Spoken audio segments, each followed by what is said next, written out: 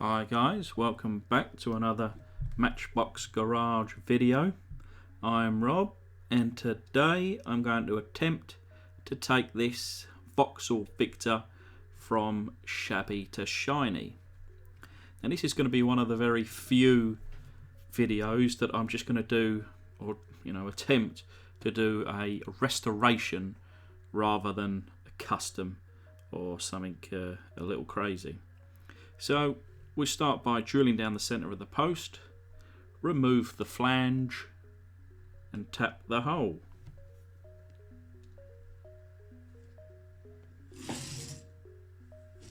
So this is what we're working with today.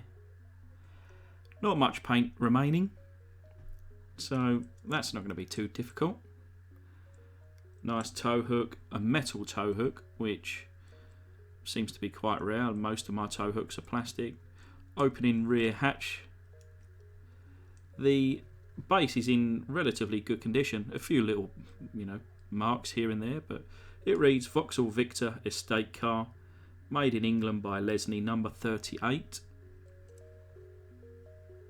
So I've already pre-drilled. I've got my little screw in here.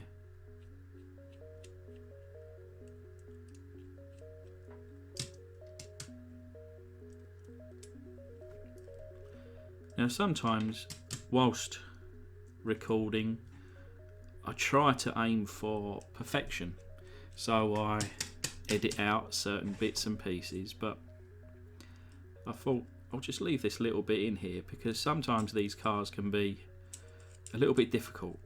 They just don't want to play ball, and it eventually got it out.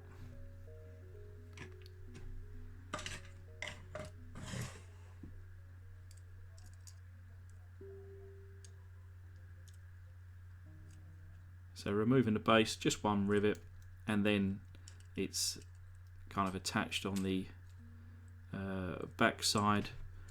And at this point I realised that it won't come out unless I lift the hatch.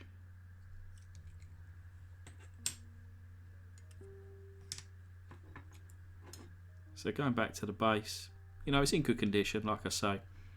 Wheels are fine. In order for me to remove those and I would need to cut them off and try to use Marty's method to put them back on, which I just don't have. I don't have a pillar drill, so my plan was to just put a little lick of paint on the tow hook, freshen up the wheels whilst in situ, and leave the base as it is. Interior, everything there as it should be, in a nice pale green. Just needs a bit of a dunk in the bath.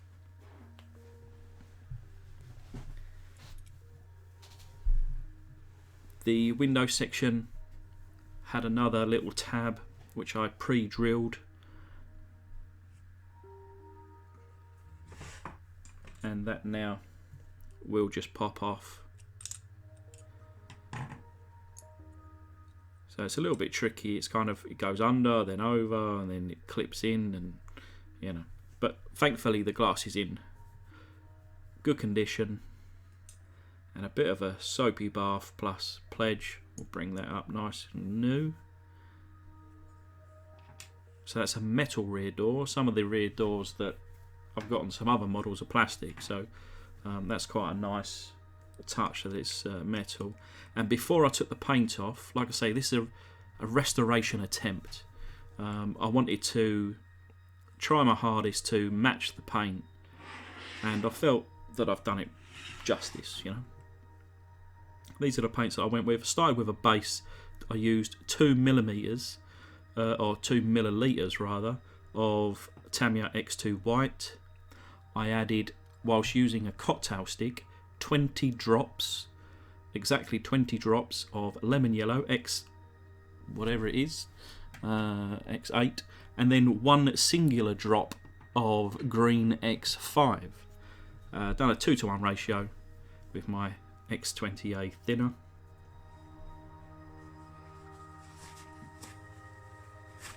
So doctor's calling. Don't know why I went with 2 fingers there, but get yourselves checked, guys. So we go with the caustic soda. I add it to some boiling water, which just barely covers the car, in the bottom of this glass jar here. Add 2 tablespoons of caustic soda. Within, to be fair, 2 was probably an overkill for this particular car. Within seconds, off camera, I noticed that the paint had, even at this point, had probably already come off and was ready to be rinsed. It didn't really put up too much of a fight. So rinse down the sink. We're left with this oxidization, not a speck of paint visible anywhere on both the main casting and the rear door. Very happy with that result. So what I'll do is just buff it up using my wire wheel. And after that was all shiny, just switch over to my Tamiya Fine Surface Primer. I used the white primer for this one.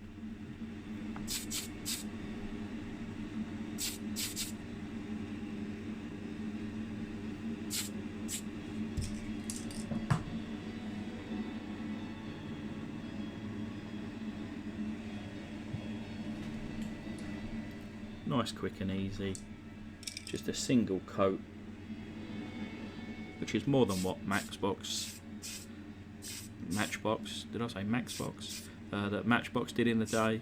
So I'm quite happy with just a single coat of this stuff, just to help fill in any tiny little minor scratches and etc. that may be on the casting.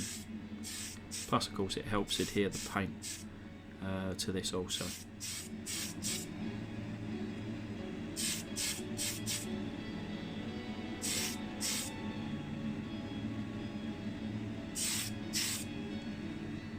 I find that this dries super fast, and for the most part within probably 20 minutes flash off, I'm ready to go with the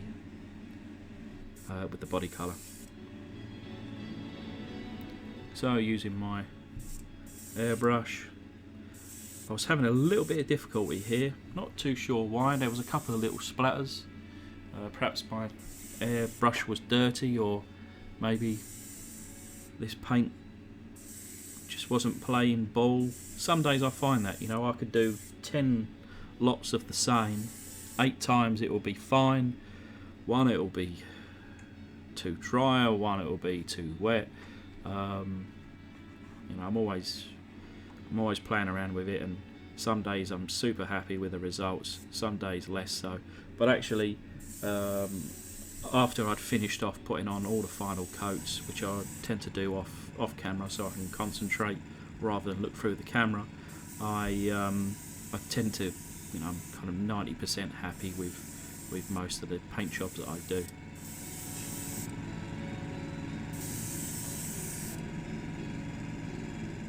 I always start painting a casting like this by shooting up the inside, then the bottoms, and then kind of start by just turning around, going around, doing one side, the rear, the other side. See, as I'm playing with my airbrush there, I was getting a little bit of splatter, so on the final product as it sits next to me, you know, no splatter is visible now. But still annoying after you put in the time and effort for one minor thing to kind of take away that perfection, which is what I seek. You know, I put in a lot of hours into these cars, and I want it to be as good, if not better, than the day that it was made. So with that to one side to dry, I turned my attention to the base here. Like I say, I'm not going to paint the base, I'm going to leave it natural, but I put a little bit of the black X1 Tamiya on the tow hook, and then this Citadel on the wheels. It's like a little wheel wash. I know some guys use wheel wash with black paint, with thinner, but this Citadel, amazing stuff. The interior there, just having had a bit of a soapy bath. Same again with the window piece there, and now just dip it into my Pledge Revive It.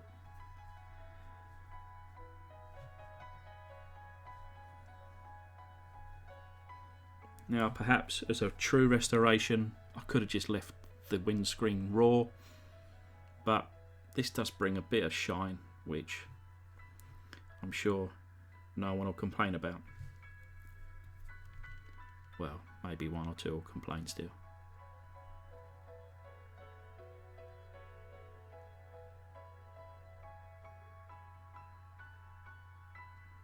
So just making sure that any excess and drips etc. I grab just to make sure it doesn't kind of have like a bit of a build up. And then I use this silver pen to go in over the lights and the front grille, which is a standard feature on this car. So as a reminder, this is what she looked like. And the result. Quite a relatively easy restoration in my opinion. It's only taken me probably a couple of hours. I like this restoration as a bit of a change from some of the custom works that I do. I think some of these older ones, you know, from the 50s and 60s deserve a restoration, and maybe the 70s and 80s and plus will be custom. But anyway, I'd like to thank my one and only Patreon, Wills and things. And of course, thank you guys for watching. Hopefully you'll stick around for the next one.